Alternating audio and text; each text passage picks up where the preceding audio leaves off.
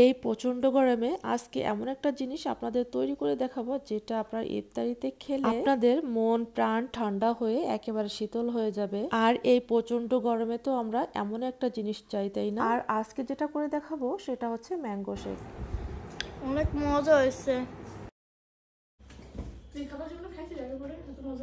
এটা মজা হয়েছে, বাইরের থেকে এটা অনেক মজা হয়েছে। ম্যাঙ্গো শেকটা তৈরি করার জন্য এখানে নিচে হচ্ছে টক দই। এখান থেকে 1 চামচের মতো টক দই দিয়ে দিব। 1 চামচের থেকে একটু বেশি দেব, প্রায় 2 চামচ দিয়ে দিলাম। এখানে নিচে হচ্ছে ম্যাঙ্গো আইসক্রিম। আপনারা যে কোনো আইসক্রিম দিয়ে হচ্ছে এই শেকটা তৈরি করে নিতে পারেন। এখান থেকে হচ্ছে আইসক্রিম দিয়ে দেব। যেহেতু এটা দোকানেরই কিনা, এর উপরে যে ফ্রুটস আছে সব সহ দিয়ে দিলাম।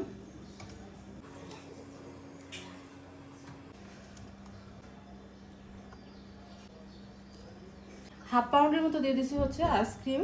এখন এর ভিতরে দেব হচ্ছে কনডেন্সড মিল্ক। আপনারা চাইলে এখানে লিকুইড দুধও দিতে পারেন, তবে কনডেন্সড মিল্ক দিলে বেশি ভালো লাগবে খেতে, যার কারণে এখানে কনডেন্সড মিল্কই দিছি। আমি এখানে চিনি ব্যবহার করব না, যার কারণে হচ্ছে এখানে কনডেন্সড মিল্ক দিয়ে দিলাম। আর কনডেন্সড মিল্ক দিয়ে হচ্ছে অন্যরকম একটা টেস্ট আসে। এখন এর ভিতরে দেব হচ্ছে গুঁড়া দুধ।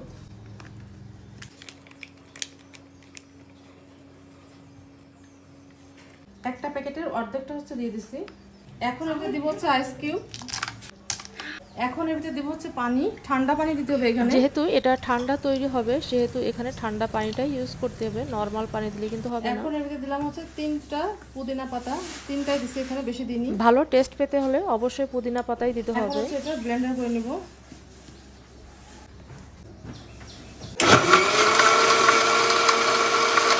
হয়ে গেছে ব্লেন্ডার করে নিয়ে। এখন একটু খুলেই দেখি, দেখুন কেমন হয়েছে।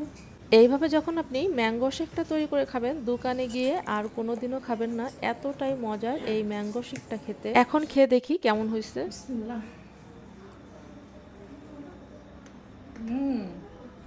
এটা যে কতটা মজার হয়েছে সেটা আপনাদের বলে বোঝানো যাবে না। আপনারা এইভাবে তৈরি করে খাওয়ার পরে বুঝতে পারবেন যে এটা আসলে কতটা মজার। এই গরমে ইফতারিতে প্রাণ ঠান্ডা করার মতো এটাই হচ্ছে সবথেকে বেস্ট। এটা খাওয়ার পরে মনে হবে যেন প্রাণটা একেবারে জুড়িয়ে গেছে। এটা খাওয়ার পরে সারা দিনের ক্লান্তি এক নিমিষেই দূর হয়ে যাবে। অনেক মজা হয়েছে। 2 গ্লাস। প্রাণ ঠান্ডা হয়ে গেছে না?